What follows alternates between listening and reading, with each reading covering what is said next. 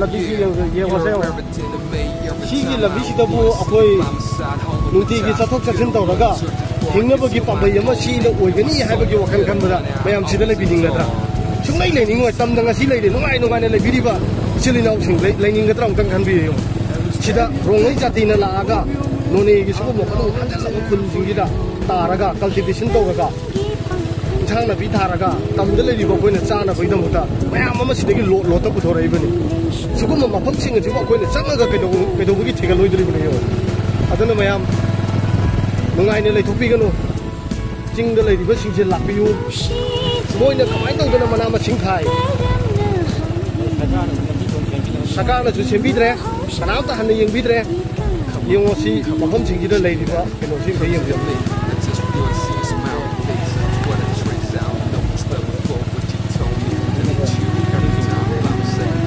गाड़ी सु तबम जु लेत्रे सुगुम लो यामना चंगो मफम सिंगिदा यंगो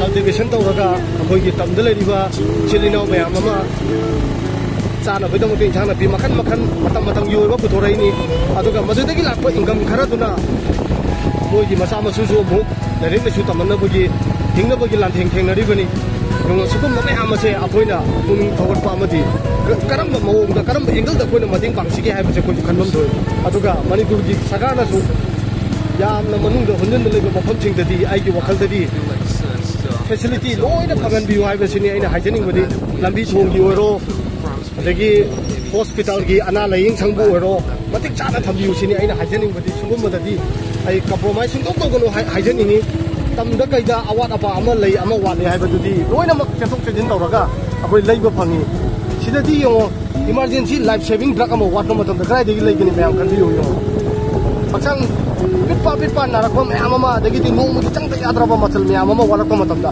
अखोइ कराइदगी लैगनी खनबियो मयाम अदुना सुगुमददी सरकारना करिगुम मखल अमतगी कंप्रोमाइज तौदना best of the best quality दो आई चिंगी चिलिनाव सिंगी दमके पिबियु हाइबसे हन्ना हन्ना सरकारदा आई अपील तौके मयाम येंग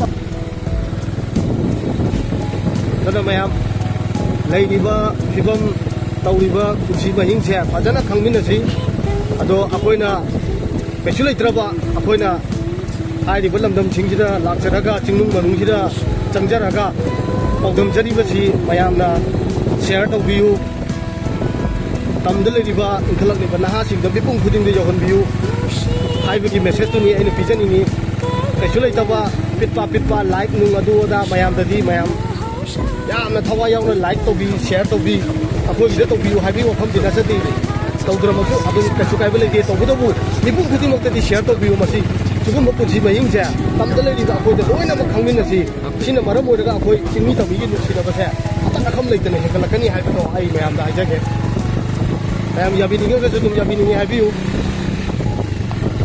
खरे नोंजु हजिक जुरे चलिबा लंबीसे बिष्णुपुरसु तादोइनी सुगुम लंबी सिंगे अखोइना सुनजिन बिरगदी काले तंगाइता अखोइ थबक्तुगी कारबारदुगी मतुंगी नत्रगना सासु ससिन सुम तौनरगदी नुसिदबा हेकलकनी हाइबदुनि आई हाइजनी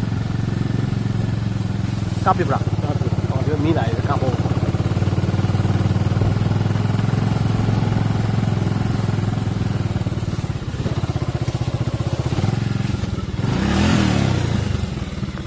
क्या तार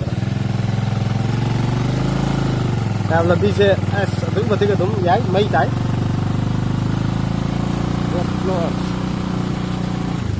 रोड क्लोज तौरे अदुना मखा चतुंगा ते मखा दरि चकनो हाइबने मथक चलो हाइबने आज इस फोटो का फिलो वीडियो का फोटो बना कर लेना Passengers are not allowed to enter in the village and village area without permission or information. No responsible for every accident or accident. 24 July 2018. Also, the freedom. Hey. Last time. Kia hai kalora. Ada tu sudah ada. Mata ada tu thora se pai ke hai rasi.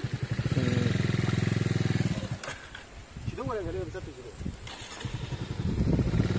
Makha ada sekarang hai pura. Cuma rosit. Mata itu as kita tu. Ya, amuk kita kau ya.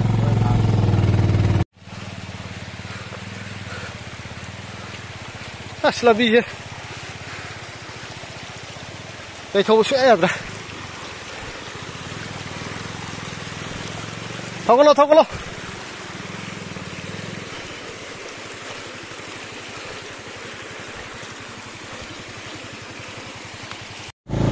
वांगे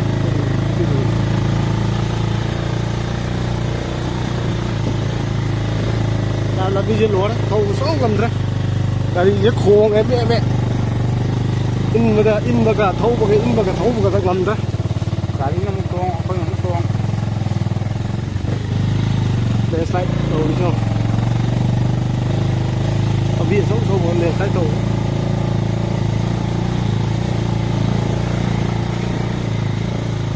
야, 피는 진짜 피는 거.